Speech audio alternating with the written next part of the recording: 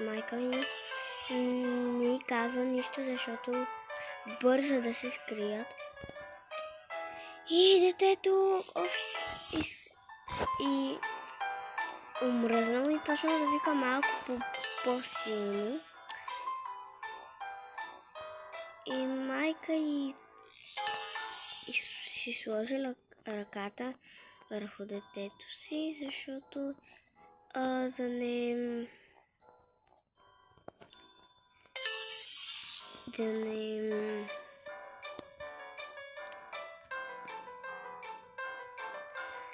не говори. И така, като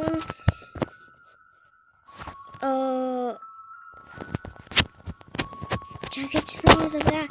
Той беше някакъв с човешки крака, с мръсни крака, скал върху краката, нещо такова. И пишеш сякаш с ногти, пише на стената нещо нещо с тухла, с ногти, нещо по-скоро като с тухла. Беше драскал и заради това детето се е стреснало и спрял да говори толкова силно. Майка му се за ръката. Забравих да кажеш в началото, тази история не е моя, от интернета. Да не си помислите.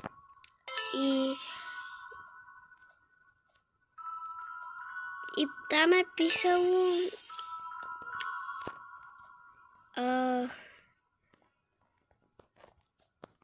знам къде сте. Представяте ли си това да ви се случи на вас? Аз не бих искала на мен да ми се случи. И стигнахме до тук. Явно 4 часа по-късно. Добре. Това беше историята. Очаквайте още истории. И още... И много ви се моля да запираме лайковете. Защото съм до никъде се сега. Това, значи в TikTok не знаете от тук да бях стигнала. Но ми се изтри TikTok-а и понеже сега нямам.